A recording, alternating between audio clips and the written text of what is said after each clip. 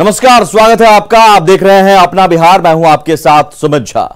पूर्व deputy CM Sushil Kumar Modi ने राज्यसभा के उम्मीदवार के तौर पर अपना नामांकन दाखिल कर दिया है, जबकि महागठबंधन में अभी नामों को लेकर मंथन ही चल रहा है। नामांकन के बाद एनडीए के नेताओं ने विक्ट्री साइन दिखाकर जीत का दावा किया।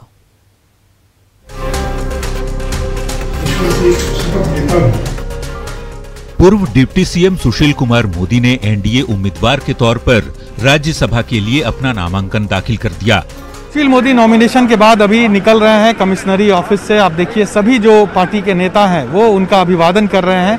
सुशील मोदी की गाड़ी आप देख पा रहे होंगे। सुशील मोदी सबका अभिवादन करते हुए जा रहे हैं। निश्चित तौर पर एक जिम्मेदारी अब केंद्र में सुशील मोदी को दी गई है। राज्यसभा का सदस्य बनाया गया है पार्टी की तरफ से। उसे लेकर काफी जो पार्टी के नेता हैं, कार्यकर्ता हैं, वो उत्साहित है। सुशील मोदी के नॉमिनेशन में एनडीए की तरफ से भरपूर एकजुटता दिखाई गई। पटना कलेक्ट्रेट में नॉमिनेशन के दौरान बीजेपी नेता तो मौजूद रहे ही, एनडीए के तमाम नेता और खुद मुख्यमंत्री नीतीश कुमार भी मौजूद रहे। सीएम ने सुशील मोदी को बधाई दी। बिहार की इतनी सेवा की है, पहले भी लोकसभा के सदस्य रह चुके हैं और अब तो चारों 3 सदन के सदस्य रह चुके हैं। लोकसभा के सदस्य रह चुके, विधानसभा के, बिहार विधान परिषद के, और अब राज्यसभा के सदस्य होने जा रहे हैं। नॉमिनेशन के बाद एनडीए नेताओं ने विक्ट्री साइन दिखाकर ये मैसेज देने की कोशिश की कि सुशील मोदी के लिए ये लड़ाई कोई मुश्किल नहीं है और जीत उन्हीं की होगी। जी हाँ, निश्चित रूप से उनकी जीत तय है। एनडीए के सभी घटक दल हमारे साथ हैं और हम लोग बहुमत में हैं। भाग्यशाली हैं कि राज्यसभा में उनको माननीय प्रधानमंत्री जी के साथ, माननीय गृह मंत्री जी के साथ, माननीय राष्ट्रीय अध्यक्ष जी के साथ उनको कार्य करने का मौका देने का दायित्व पार्टी ने दिया है और पार्टी के निर्णय से पूरा बिहार खुश है। हम लोग इसलिए बधाई देने के लिए आए थे और हमारी पार्टी की तरफ से फुल समर्थन है और एनडीए मजबूती से पूरा समर्थन है और उनकी जीत सुनिश्चित है, उसमें कोई किंतु परंतु नहीं है। सब लोग संख्या बल जोड़ते हैं और गणित के सभी लोग जानकार हैं, तो जोड़ और घटाव सब लोग करके चुनाव के मैदान में आते हैं और ये सुनिश्चित था कि एनडीए के जो भी उम्मीदवार खड़े होंगे वो चुनाव जीतेंगे और सुशील कुमार मोदी जी ने आज नामांकन किया है, वो चुनाव जीतेंगे। नॉमिनेशन के बाद सुशील मोदी ने पार्टी नेताओं के साथ साथ एनडीए गठबंधन के नेताओं को भी धन्यवाद दिया और जीत के लिए आश्वस्त भी दिखे। तो मैं फिर से एक बार केंद्रीय नेतृत्व को और हमारे एनडीए गठबंधन के तमाम जो सहयोगी दल हैं उन सभी लोगों को मैं अपनी ओर से व्यक्तिगत तौर पर और पार्टी की ओर से धन्यवाद ज्ञापित करता हूं। 243 सदस्यीय विधानसभा में जीत के लिए 123 वोट चाहिए, जबकि एनडीए के पास पहले से 125 वोट मौजूद है। वहीं महागठबंधन के पास केवल 110 वोट हैं। मतलब बड़ा उलटफेर नहीं हुआ तो सुशील मोदी की जीत पक्की है। वैसे महागठबंधन में अब तक यही तय नहीं हो पाया है कि प्रत्याशी कौन होगा, जबकि गुरुवार को नॉमिनेशन की आखिरी तारीख है। नामांकन की तिथि कल तक है, यानी 3 तारीख तक कोई भी व्यक्ति नामांकन दाखिल कर सकते हैं। जो अंतिम समय है उस तक अगर एक ही कैंडिडेट बचते हैं तो चुनाव की आवश्यकता नहीं होती है। यदि एक से अधिक कैंडिडेट होते तो चुनाव की आवश्यकता होती है। सुशील मोदी सर्वसम्मति से राज्यसभा के लिए निर्वाचित होते हैं या चुनाव होता है, ये गुरुवार शाम तक पता चल पाएगा। वैसे राज्यसभा सांसद बन जाने के बाद सुशील मोदी चारों सदनों के सदस्य बनने वाले नेता जरूर बन जाएंगे। न्यूज़ 18 के लिए पटना से साकेत कुमार के साथ ब्यूरो रिपोर्ट। पटना में बीजेपी विधानमंडल दल की बैठक हुई, जिसमें सुशील मोदी, संजय जायसवाल, डिप्टी सीएम तारकिशोर प्रसाद सहित पार्टी के सभी बड़े नेता मौजूद रहे। विधानसभा चुनाव के बाद हुई बैठक में संगठन मजबूत करने पर चर्चा हुई। बैठक में जिला और प्रखंड स्तर पर बैठक करने का फैसला हुआ। साथ ही यह भी निर्णय लिया गया कि विधायक अपने विधानसभा क्षेत्रों में बूथ अध्यक्ष को सम्मानित करेंगे। विधायकों को जो आगे कार्यक्रम करने हैं, पार्टी आगे किस दिशा में बढ़े, इसके बारे में चर्चा हुई और इसके साथ सभी विधायक अपने क्षेत्रों में जाकर बूथ अध्यक्षों को सम्मानित करना, उन्हें धन्यवाद देना और प्रखंड में सभी कार्यकर्ताओं के साथ बैठक करना, जनता के साथ अपना एक सम्मेलन कराना, इसी की चर्चा आज के। सुशील मोदी जी ने आज नॉमिनेशन कर दिया है। अब तो लग रहा है कि उनकी अंतिम बैठक थी विधानमंडल दल में, क्योंकि अब तो राज्यसभा जा रहे हैं। राजनीति में विधानमंडल दल की अंतिम बैठक कहना उचित नहीं होगा, लेकिन माननीय सुशील जी सदैव यहाँ पे विधानसभा के विधानमंडल दल के एक हिस्सा रहे हैं और यहाँ भी उनकी आवश्यकता सभी को है। केंद्रीय नेतृत्व की इच्छा के अनुरूप अब वह जाकर के केंद्र में और राज्यसभा में जाकर के बिहार के विकास के लिए और मेहनत का कार्य करेंगे। आगे बढ़ते हैं। राष्ट्रीय स्वयंसेवक संघ के प्रमुख मोहन भागवत 2 दिन बाद यानी 4 दिसंबर को बिहार के दौरे पर आ रहे हैं। 2 दिनों के दौरे के दौरान मोहन भागवत पटना में पूर्वांचल के राज्यों के संगठन की बैठक में शामिल होंगे। भागवत के दौरे को लेकर बिहार की सियासी हवा गर्म हो चुकी है। बिहार आएंगे मोहन भागवत, दौरे से पहले चढ़ा सियासी पारा। राष्ट्रीय स्वयंसेवक संघ के सरसंघ चालक मोहन भागवत 2 दिनों के लिए बिहार आने वाले हैं। 5 और 6 दिसंबर को पटना में होने वाली क्षेत्रीय कार्यकारी मंडल की बैठक में मोहन भागवत शिरकत करेंगे। पटना में होने वाली संघ की बैठक में उत्तर और दक्षिण बिहार के साथ ही झारखंड के संघ पदाधिकारी भी शामिल होंगे। मोहन भागवत के दौरे से पहले ही बिहार का सियासी पारा चढ़ने लगा है। हर चीज को सियासी चश्मे से देखने वाली कांग्रेस अब भागवत के दौरे को भी सियासी चश्मे से ही देख रही है। देखिए, मोहन भागवत जी जब भी बिहार आते हैं कहीं न कहीं वो सांप्रदायिकता का एजेंडा लेके आते हैं। मैं समझता हूँ कि नीतीश कुमार जी का दायित्व है कि उनके दौरे पर वो नज़र रखें। भारतीय जनता पार्टी अपने हिडन एजेंडा को बिहार में तेजी से फैलाना चाहेगी। वहीं कांग्रेस की सलाहियत पर जेडीयू और बीजेपी दोनों ने आईना दिखाने की कोशिश की। अब वो कौन सा अपराध है? कांग्रेस से पूछ के कोई कहीं जाएगा आएगा? वो ठेकेदार हैं किसी के आने जाने के, वीजा पासपोर्ट देने के? अपने देश में किसी को आने जाने का कहीं राइट है कि नहीं है? क्या उनसे पूछ के कोई देगा? इसलिए ये भ्रम फैलाने का असफल प्रयास है और खोई हुई जमीन ढूंढने की एक कोशिश है और कुछ नहीं। हम तो उन राज्यों में भी जाते हैं जहां कांग्रेस की सरकार है हिम्मत तो रोक के देख ले। और पहले भी संघ कांग्रेस के समय में ही भी आगे बढ़ी थी, उस समय कुछ रोकने का प्रयास किया था तो और तीव्रता से बढ़ी थी। इसलिए मैं कांग्रेस के नेताओं को चुनौती देता हूं, चेतावनी देता हूं कि कृपया कर संघ प्रमुख के किसी भी दौरे पे टिप्पणी करना बंद कीजिए, वरना आपको सदाकत आश्रम में काम करना मुश्किल हो जाएगा। सियासत की जुबान चाहे जो कहे, लेकिन हकीकत यह है कि क्षेत्रीय कार्यकारी मंडल की बैठक पहले राष्ट्रीय स्तर पर हुआ करती थी, लेकिन कोरोना के खतरे को देखते हुए अब देश के 11 क्षेत्रीय केंद्रों में ये बैठक करने का फैसला लिया गया है। पटना में संघ की होने वाली कार्यकारी मंडल की बैठक उसी फैसले का नतीजा है। पटना से न्यूज 18 के लिए आनंद अमृतराज की रिपोर्ट। नई सरकार बनने के बाद नीतीश कुमार न सिर्फ बदले बदले नजर आ रहे हैं बल्कि पूरे एक्शन में दिख रहे हैं। सरकार ने विकास कार्यों की जमीनी हकीकत जानने के लिए बड़े अधिकारियों को निर्देश दिया है और 4 दिसंबर तक रिपोर्ट जमा करने के लिए कहा गया है।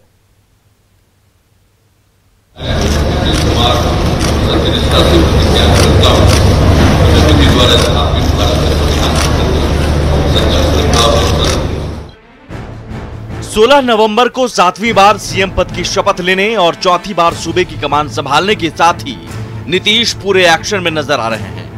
शपथ लेने के 15 दिन के अंदर सीएम नीतीश के कई फैसलों ने साफ संदेश दे दिया है कि इस बार ना लॉ एंड ऑर्डर के मुद्दे पर और ना ही विकास कार्यों को लेकर कोई भी लापरवाही बर्दाश्त नहीं की जाएगी। नीतीश कुमार सत्ता संभालने के बाद पूरी तरीके से अलर्ट मोड में है। इस वक्त हम आपको तस्वीर दिखा रहे हैं सचिवालय की, जहां पे बिहार सरकार के तमाम बड़े आला अधिकारी बैठते हैं और जाहिर सी बात है पूरे बिहार में विकास की स्थिति क्या है यहीं से तय होता है। इस बार विकास कार्यों की जमीनी हकीकत क्या है इसको जानने के लिए अधिकारियों को निर्देश दिया गया है कि आप संबंधित जिलों में जाएं और विकास कार्यों की असली स्थिति क्या है उसकी पूरी जानकारी मुख्यमंत्री सचिवालय तक पहुंचाएं। सीएम नीतीश बिहार में चल रहे विकास कार्यों के जमीनी हकीकत का पता लगाने में जुट गए हैं, जिसकी तस्दीक सरकार की ओर से सभी विभागीय सचिवों को जारी ये चिट्ठी करती है। हमारे हाथ में एक लेटर है। संजय कुमार जो सरकार के प्रधान सचिव हैं, उन्होंने तमाम सभी अपर मुख्य सचिव, प्रधान सचिव और सचिव को लिखा है, जिसमें विभागीय सचिव को आवंटित जिलों के भ्रमण एवं उन जिलों के कार्यों की समीक्षा कर प्रतिवेदन समर्पित करने हेतु विहित प्रपत्र तैयार करने के संबंध में सरकार की ओर से सभी विभागीय सचिवों को जारी चिट्ठी में सभी जिलों में चल रहे विकास कार्यों की जमीनी हकीकत बताने के लिए कहा गया है। विकास कार्यों की मौजूदा स्थिति को लेकर ये रिपोर्ट 4 दिसंबर तक सौंपने के लिए कहा गया है। यानी कि अधिकारियों को निर्देश दिया गया था कि आप तमाम जिलों में जाएं और सरकार के विकास कार्यों की जमीनी हकीकत क्या है उसकी पूरी जानकारी सरकार तक पहुंचाएं, और इसके लिए जो डेट मुहैया कराया गया है 4/12/2020, यानी कि नीतीश कुमार जब विकास कार्यों की समीक्षा करेंगे तो उन तक तमाम अधिकारियों की तरफ से जमीनी हकीकत क्या है उसकी पूरी जानकारी होनी चाहिए। सीएम नीतीश कुमार खुद भी हर साल दिसंबर के आखिरी में बिहार भर में विकास कार्यों की जमीनी हकीकत का पता लगाने के लिए यात्रा पर जाते रहे। माना जा रहा है कि इस बार भी नीतीश दिसंबर के आखिर में यात्रा पर निकल सकते हैं। यही वजह है कि उससे पहले विकास कार्यों की जमीनी हकीकत संबंधी रिपोर्ट मंगवाई गई है। ये भी बताया जा रहा है कि अमूमन दिसंबर के अंत में नीतीश कुमार यात्रा पर निकलते हैं। उसके पहले अधिकारियों को भी पूरी तरीके से अलर्ट मोड में रखा गया है कि आपके जिला की स्थिति क्या है, आपके विभाग के विकास कार्यों की स्थिति क्या है। तो जाहिर सी बात है नीतीश कुमार इस बार विकास कार्यों में कोताही बरतने को जरा सा भी मूड में नहीं है। बीजेपी की माने तो चुनाव के दौरान जिन कमियों का एहसास हुआ है उन कमियों को दूर करने की ये कोशिश है। वहीं जेडीयू नीतीश के गुड गवर्नेंस के कॉन्सेप्ट से इसे जोड़कर देख रहा है। चुनाव के दौरान जिन बातों को आभास हुआ, लगा कि कहां कमी रह गई है, उन कमियों को पूरा करना, उसको दूर करना और फिर से नई व्यवस्थाएं जो है से हम दे करके आम लोगों के विश्वास को पुनः कायम कर सके, इस पर जो है से सरकार काम कर रही है। आमतौर पर ऐसा देखा जाता है कि सर्वोच्च पद पर बैठा व्यक्ति नीचे चल रही गतिविधियों के बारे में जानकारी नहीं ले पाता है या नहीं रखता है, लेकिन आदरणीय नीतीश कुमार जी का ध्यान हमेशा हर तरह की गतिविधियों पर होता है। उनकी सबसे पहली प्राथमिकता है बिहार का विकास। भ्रष्टाचार को लेकर हमारी नो कॉम्प्रोमाइज की नीति है और उसी के तहत बिहार में काम भी हुए हैं। जनता को लाभ नहीं मिलता है, भ्रष्टाचार चरम पर होता है और जो भ्रष्टाचार करने वाले लोग हैं उस पर भी कोई कार्रवाई नहीं होती है। तो ये सिर्फ आईवास के अलावा हम नहीं समझते कुछ और। नीतीश के तेवर से साफ है इस बार सीएम किसी भी मोर्चे पर कोई लापरवाही बर्दाश्त करने की मूड में नहीं है। इसका अंदाजा आप इसी से लगा सकते हैं कि 28 नवंबर को सीएम नीतीश ने लॉ एंड ऑर्डर और शराबबंदी पर अधिकारियों की क्लास ली थी। बैठक के दूसरे ही दिन लापरवाही बरतने के आरोप में 4 थाना प्रभारी निलंबित कर दिए गए और उनके खिलाफ विभागीय कार्रवाई शुरू कर दी गई। इसके अलावा रोजगार देने के मोर्चे पर भी सरकार की ओर से खाली पदों का हिसाब मांगा जा चुका है, जबकि सीएम नीतीश फिर से जनता दरबार के जरिए लोगों से सीधे रूबरू होंगे। साफ है सरकार न सिर्फ बदले बदले से नजर आ रहे हैं, बल्कि सीएम नीतीश 2005 वाला तेवर फिर से अपनाने जा रहे हैं। पटना से साकेत के साथ आनंद अमृतराज, न्यूज़ 18। आगे बढ़ते हैं, खबर बेतिया से है। बेतिया में शराब के खिलाफ लगातार अभियान जारी है। आज खेत में चल रही शराब की भट्टियों को ध्वस्त किया गया। इससे पहले एक घर में शराब की फैक्ट्री का खुलासा हुआ था।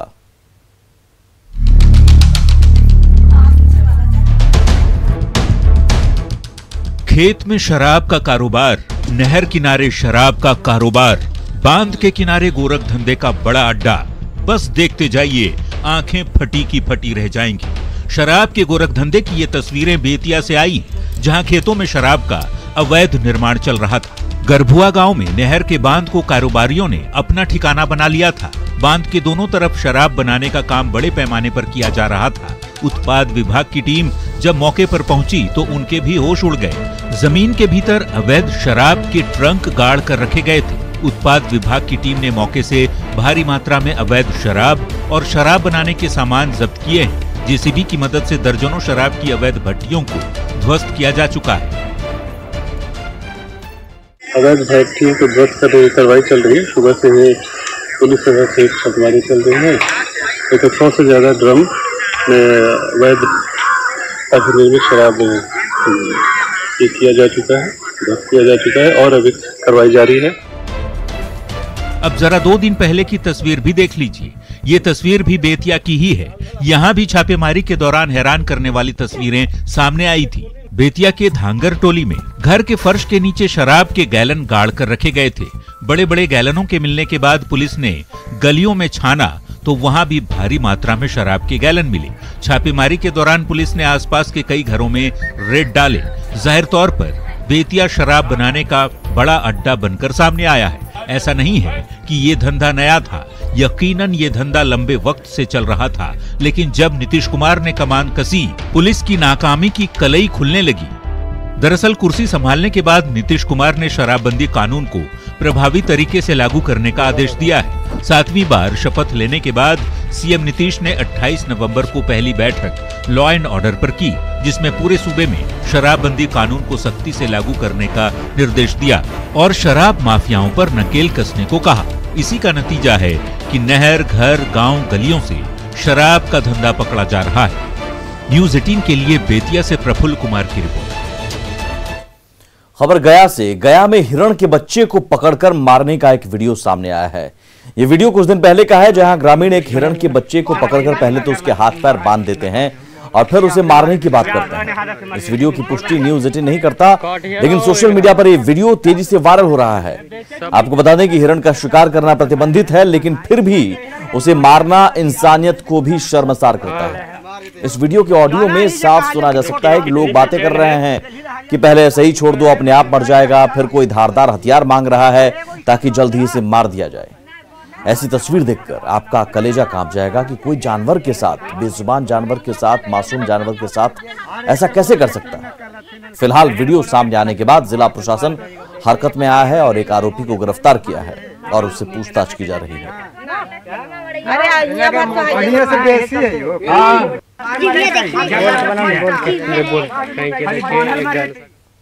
मुख्यमंत्री नीतीश कुमार अपने निजी सहायक हरदेव सिंह के बेटे के रिसेप्शन में शामिल होने बोधगया पहुंचे।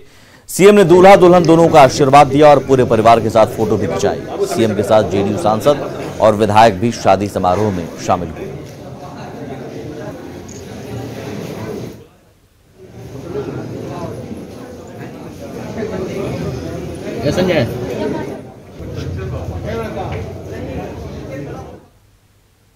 देश के प्रथम राष्ट्रपति डॉक्टर राजेंद्र प्रसाद की कल जयंती है, जिसे लेकर उनके गांव सिवान के जिरादेई में जोर शोर से तैयारी चल रही है। राजेंद्र प्रसाद के पैतृक घर को सजाया जा रहा है, वहीं पार्क, सड़क के किनारे सौंदर्यीकरण का काम चल रहा है। लेकिन राजेंद्र प्रसाद के गांव वाले इस बात से नाराज हैं कि जब उनकी जयंती आती है तब प्रशासन यहां जोर शोर से तैयारी करता है, लेकिन जैसे ही जयंती खत्म होती है वैसा ही जिरादेई को नेता भूल जाते हैं। ग्रामीण है जो राजेंद्र बाबू के रूप में यहाँ कोई विकास नहीं हुआ है। अभी यहाँ के रोड की समस्या ही आप देख लीजिएगा कि 3 किलोमीटर में 2 लेन नहीं बना है और 3 किलोमीटर उधर और उसके बाद से जिरादेई गांव के दक्षिण अंदर तक हाँ तैयारी तो जोर से चल रही है, कोई सफाई वगैरह चल रहा है और कल जयंती पर लोग आते हैं, प्रशासन के लोग आते हैं। लेकिन एक दो काम है जो कि आज बहुत दिनों से 3 टर्म एनडीए की भी सरकार हो गई है कि आयुर्वेदिक जो राजेंद्र बाबू अपने से बनवाए थे उसका भवन पूरा टूटा पड़ा हुआ है और कहते कहते लोग थक गए। 3 इलेक्शन एनडीए की भी सरकार बनी, लेकिन आज तक वो हॉस्पिटल नहीं बना। डॉक्टर राजेंद्र प्रसाद जिस स्कूल में पढ़ते थे वो स्कूल छपरा में है। पढ़ाई के दौरान परीक्षक ने राजेंद्र बाबू को अपने से बेहतर बताया था और कॉपी मूल्यांकन के दौरान examinee is better than examiner लिख दिया था। किसी भी छात्र के लिए बड़े सम्मान की बात है। आज उस स्कूल के शिक्षक अपने आप को गौरवान्वित महसूस करते हैं जहां राजेंद्र प्रसाद ने पढ़ाई की। कल उनकी जयंती मनाने के लिए स्कूल में जोर शोर से तैयारी चल रही है। तरीके से मनेगी ही, साफ सफाई आदि सब काम चालू है, चल रहा है। थोड़ा सा परेशानी कोविड-19 के चलते है, जिसको ध्यान में रखते हुए धूमधाम से हम लोग जयंती समारोह मनाएंगे। कल 1896 में यहाँ विद्यार्थी रहे और यहाँ से उनकी यात्रा राष्ट्रपति भवन तक हुई। कोरोना जांच की तकनीकों में इजाफा होने से लोगों को भी बड़ी राहत मिली है। कोरोना की जांच और इलाज लगातार सस्ता हो रहा है। दूसरे राज्यों में जांच सस्ती होने के बाद बिहार सरकार ने भी अपने राज्य में जांच की कीमत आधी कर दी है। अब बिहार में 1500 की जगह महज 800 रुपए में RT-PCR जांच हो सकेगी। स्वास्थ्य मंत्रालय ने देर रात ये निर्देश जारी किया है। पहले कोरोना की RT-PCR जांच के लिए 4000 देने पड़ते थे, जिसके बाद सरकार ने 1500 रुपए किए और अब सिर्फ 800 रुपए सरकार की तरफ से तय किए गए हैं। स्वास्थ्य विभाग ने कल रात में आदेश जारी किया है कि पूर्व में बहुत शुरू में कोरोना का जो RT-PCR जांच होता था वो लगभग 4000 लगता था। उसके बाद फिर उसके दर को कम करके 1500 किया गया, लेकिन कल रात के आदेश के बाद यह सीधे आधे पर आ गया है। लगभग 800 रुपया लगेगा RT-PCR जांच के लिए, और वही एंटीजन जांच जो है 250 रुपये में होगा। इससे जो है काफ़ी बड़ी संख्या में रोज के रोज जांच हो सकेगा और ज़्यादा से ज़्यादा संक्रमित लोगों का पता चलेगा, ताकि इस संक्रमण को रोका जा सके। कुछ ऐसे बीमार हालत में रहते हैं या किसी जांच घर जाने में उन्हें थोड़ी संकोच होती है, डर लगता है, अब ऐसे लोगों के लिए भी बहुत राहत हो गया कि जो 300 रुपया घर में देंगे और वहाँ से ही सैंपल कलेक्ट करके जांच घर में जांच हो जाएगा। और इसी के साथ अपना बिहार में इतना ही। आगे देखिए जोहार झारखंड।